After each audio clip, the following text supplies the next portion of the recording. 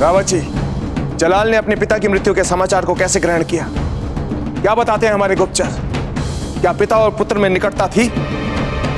क्या पिता की मृत्यु का समाचार जलाल को मिटा देगा या शक्तिशाली बना देगा? या अल्लाह!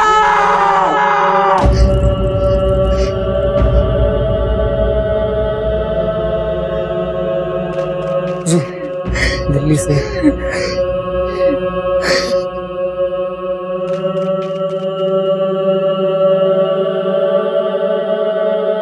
इन्नलिल्लाहि व इन्ना इलैहि राजिऊन।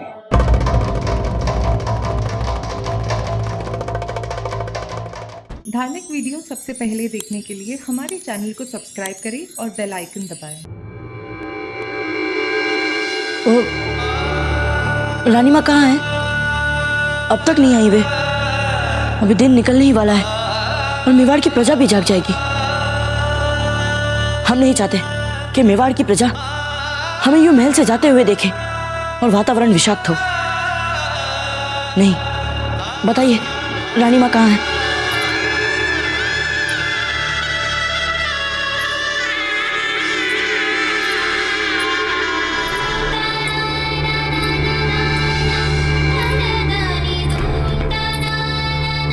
रानी माँ, आपका सामान कहाँ है? हम लेकर आ जाए? हम आपके साथ नहीं चलेंगे प्रथा।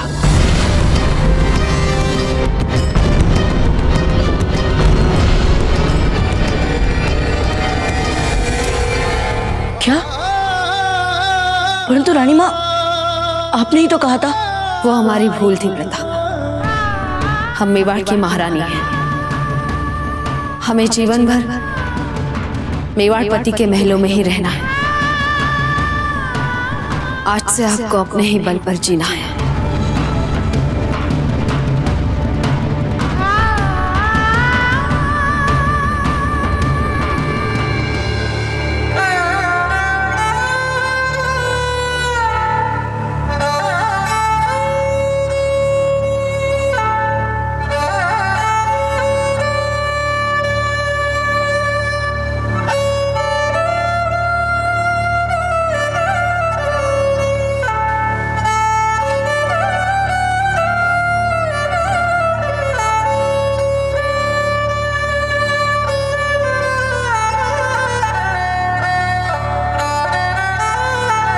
आज्ञा दीजिए रानी माँ।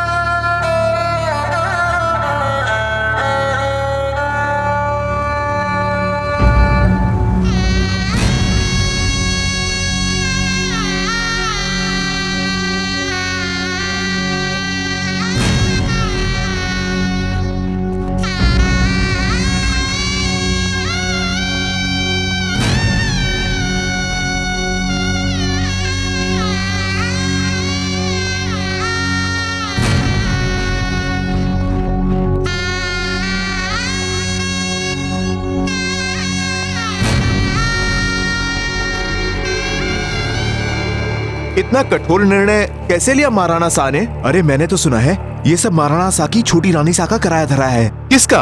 रानी धीरबाई जी का। हाँ भाई, कलयुग है भाई, घोर कलयुग है। बाबूजी राज, आप हमें छोड़ के नहीं जा सकते।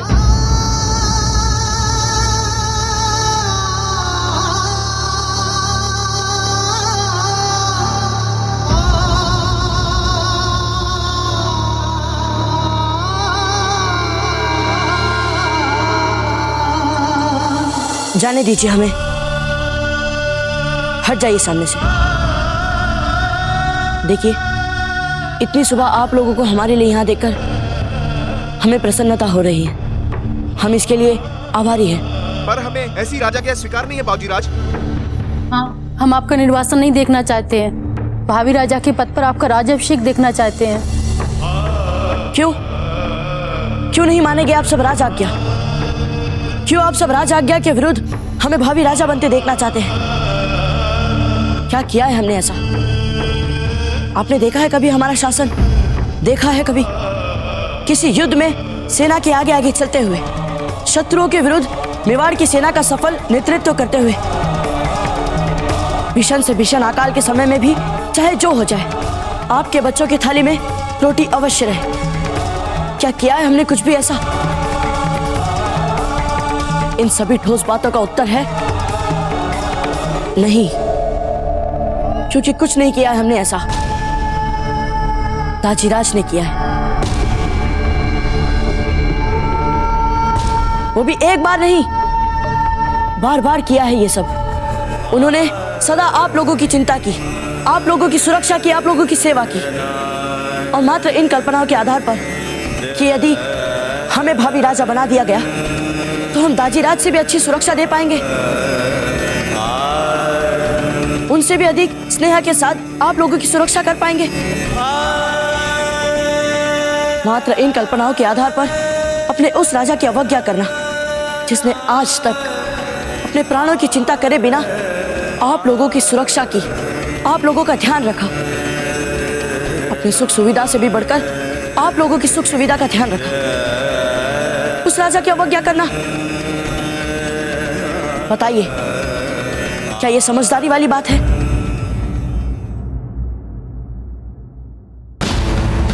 हम आप सभी से हाथ जोड़कर प्रार्थना करते हैं कि जाने दीजिए हमें, हम मात्र ये महल छोड़कर जा रहे हैं, परंतु हमारा मेवाड़ नहीं, हम मेवाड़ की मिट्टी का ऋण आज भी मानते हैं और उसे चुकाए बिना ना ही हम मेवाड़ से जाएंगे और ना ही संसार से। हम अपनी आखिरी सांस तक मेवाड़ के लिए ही जिएंगे, ये हमारा प्रण है।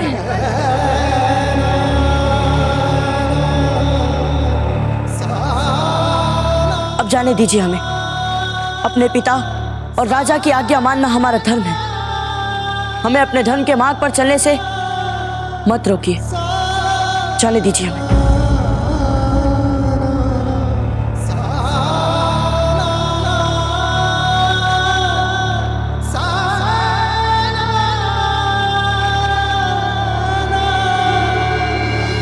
देखा कुंवर प्रताप, कैसे आपने इतनी सरलता से इतने बड़े विद्रोही जनसमूह को समझा दिया, शांत कर दिया। इसलिए तो हम आपको अपना उत्तराधिकारी बना रहे थे, परंतु पता नहीं क्यों नियति ने हमारे साथ ऐसा क्रूर खेल खेला।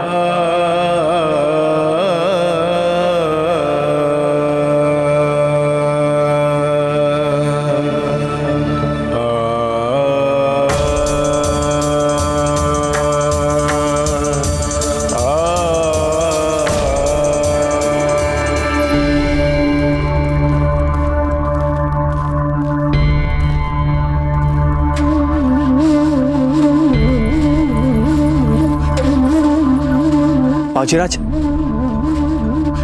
ये हमने आपके लिए कुछ मूलभूत सुविधाओं की व्यवस्था की है, जो हम मानते हैं कि मेवाड़ के ज्येष्ठ राजकुमार की मर्यादा के अनुरूप निश्चित रूप से नहीं है, किंतु फिर भी। ये सब कौन है रावत जी? बाजीराज,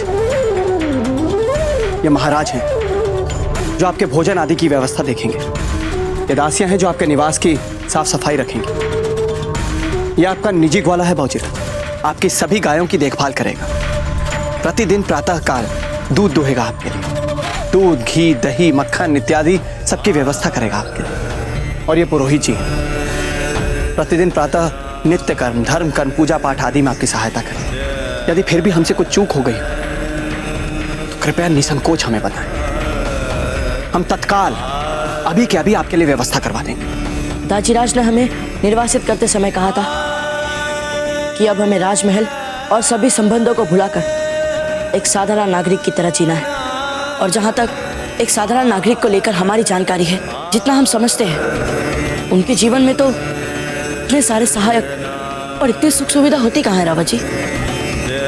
हम नहीं चाहते कि तलहटी में हमारे साथ कोई चले और हमारे लिए वो हमारे साथ रहे, हम नहीं चाहते। आप क्या कह रहे हैं बाजीराज? आप इस तरह नितांत अकेले वहां कैसे रहेंगे? देखिए बाजीराज, वहां तलहटी में हमारे सामंत का जो घर है वो वैसे भी काफी समय से रिक्त पड़ा है, आप वहां आराम से रह सकते हैं, और फिर ये सब है ना आपकी देखभाल करने के लिए। नहीं रावत जी, अब हम अपना ध्यान स्वयं रख लेंगे रावत जी। अब हम एक मेवाड़ के साधारण नागरिक हैं, यदि आप हमारे लिए कुछ करना चाहते हैं तो फिर इन्हें 1 वर्ष का पूरा वेतन दे दीजिए। फौजीराज, कम्मा गड़ी हुकुम।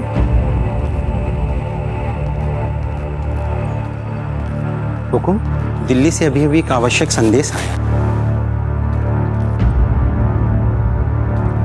रावत जी, आप हमारी चिंता छोड़िए और दूसरे अधिक महत्वपूर्ण कार्य पर ध्यान दीजिए। हम चलते हैं। खमागड़ी।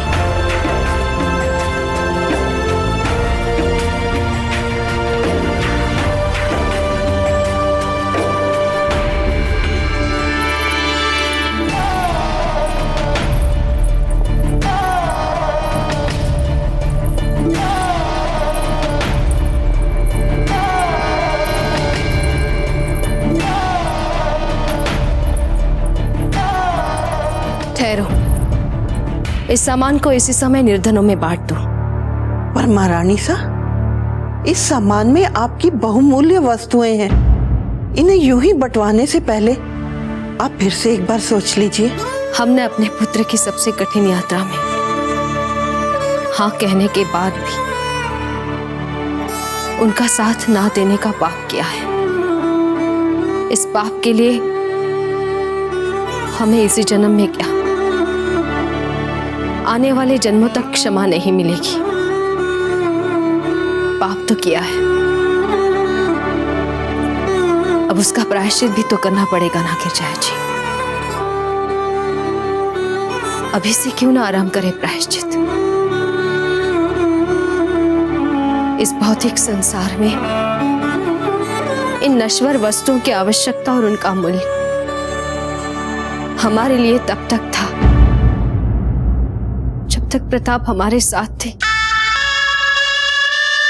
प्रताप चले गए,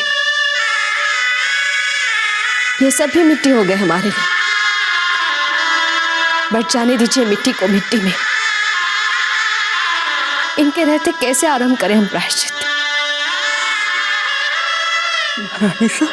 कुछ मत कहिए गिरजाई जी इस समय। हम बस कुछ समय के लिए अकेले रहना चाहते हैं।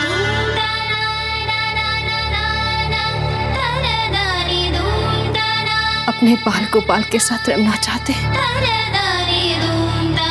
उनकी सेवा करना चाहते हैं।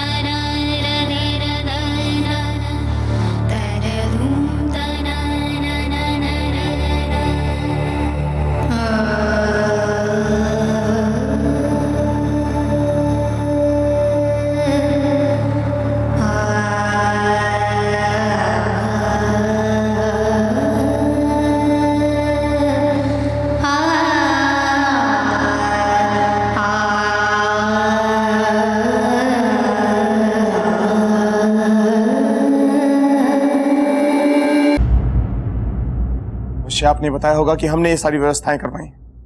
नहीं राणा जी, हमने ऐसा कुछ भी नहीं कहा उनसे, बल्कि हमने तो बाबूजी राज प्रताप से कहा कि ये सारी व्यवस्थाएं हम कर रहे हैं जी। किंतु फिर भी बाबूजी राज प्रताप पूरी दृढ़ता से अड़े रहे और वो बोले, जब हम एक साधारण नागरिक बन ही चुके तो एक साधारण नागरिक की भांति ही बिताना चाहेंगे अपना बाकी का जीवन। एकलिंग जी, हमारे पुत्र मेवाड़ के राजकुमार क्या अब ऐसा असहाय जीवन जिएंगे, वो भी तलहटी में? रावत जी समझाइए उन्हें, कीजिए कुछ। राणा जी, हम समझ नहीं पा रहे हैं। एक और तो आप अपने ही पुत्र बाबूजी राज प्रताप को निर्वासित करने जैसा कठोर दंड देते हैं, ऐसा कठोर दंड जो आज तक मेवाड़ के किसी भी राणा ने अपने पुत्र को कभी नहीं दिया होगा। और वहीं दूसरी ओर आप अपने ही दिए दंड के परिणामों को लेकर चिंतित होते हैं, विलाप करते हैं बाबूजी राज प्रताप के। रावत जी, आप हमारे इतने पुराने मित्र हैं कि आपको सब कुछ जानने का अधिकार है, परंतु क्या करें,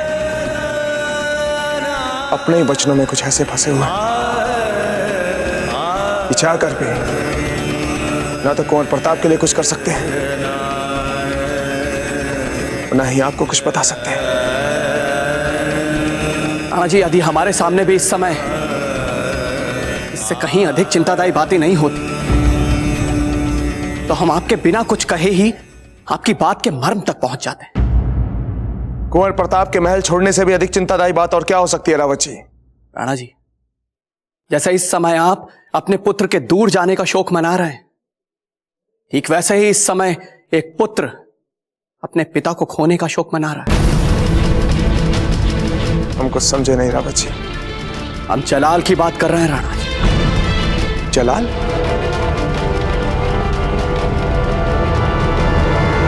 हुमायूं का बेटा जलाल? वो अब मर चुका है राणा जी। एक साधारण सी दुर्घटना ने दिल्ली के बादशाह हुमायूं के प्राण ले ली और अब दिल्ली पर हेमू का कब्जा है और सामंतों में और सेना में निराशा ना छा जाए, इसलिए इन मुगलों ने अपने बादशाह की मृत्यु के समाचार को अब तक सार्वजनिक नहीं किया। रावत जी, भले ही हमारी रानी मां से विश्वासघात करने के बाद और हमसे दंडित होने से पहले हुमायूं मर ही क्यों ना गया, और हम शांत नहीं बैठेंगे रावत जी। हमने जो प्रतिशोध का प्रण लिया है वो प्रतिशोध तो हम लेकर रहेंगे।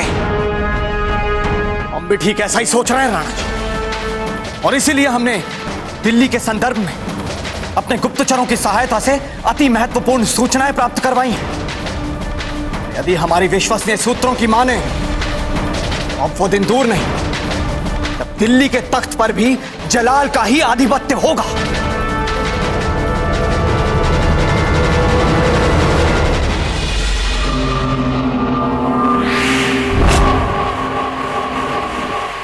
रावत जी, और जलाल तो कुंवर प्रताप से 2 साल छोटे हैं, वो दिल्ली के बादशाह कैसे बन सकते हैं?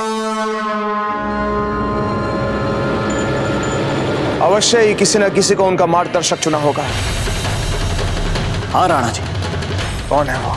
मुगल सेना में जिसे सबसे अधिक क्रूर और हृदयहीन माना जाता है और जो क्रूर होने के साथ साथ अति महत्वाकांक्षी भी है, बैरम खान। बैरम खान? लेकिन रावत जी, वो कोई प्रशासक तो नहीं, वो तो एक हत्यारा है। एक ऐसा हत्यारा जिससे लोगों के प्राण लेने में ही आनंद मिलता है। आप सर्वथा उचित कह रहे हैं राणा जी, और इस समय भी जब हम उसकी बात कर रहे हैं वो अपने शत्रुओं के नाश के नाम पर खुलकर रक्त की होली खेल रहा होगा।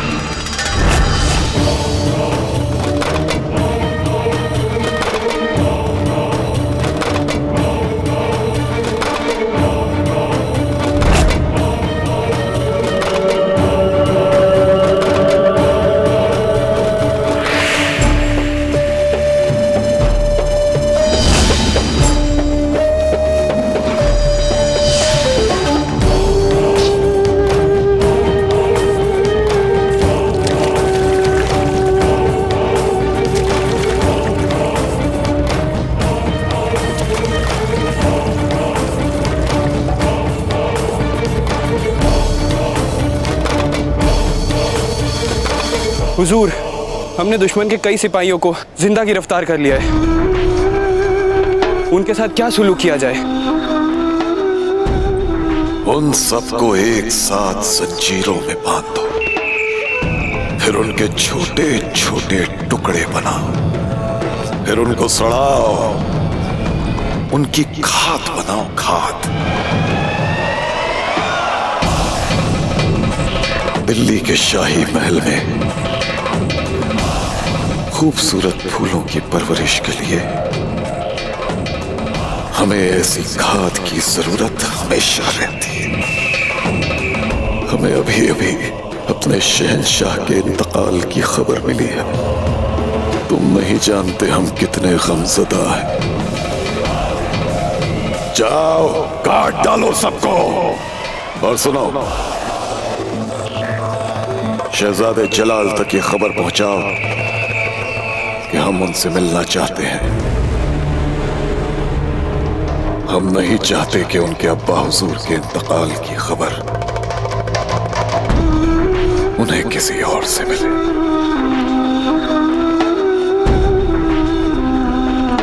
रावत जी, जलाल ने अपने पिता की मृत्यु के समाचार को कैसे ग्रहण किया? क्या बताते हैं हमारे गुप्तचर? क्या पिता और पुत्र में निकटता थी? क्या पिता की मृत्यु का समाचार जलाल को मिटा देगा या शक्तिशाली बना देगा?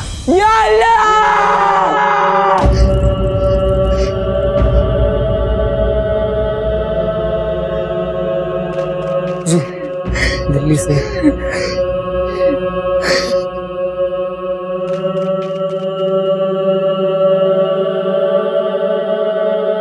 इन्ना लिल्लाहि व इन्ना इलैहि राजिऊन।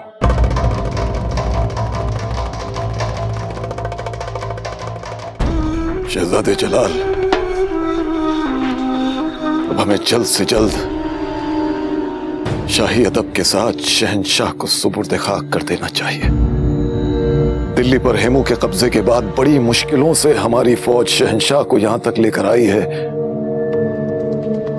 अब आप पूरे शाही इंतजामात के साथ उन्हें सुपुर्द खाक कीजिए। और ज्यादा वक्त गंवाना कुफ्र होगा शहजादे, कुफ्र। संभालिए अपने आप को।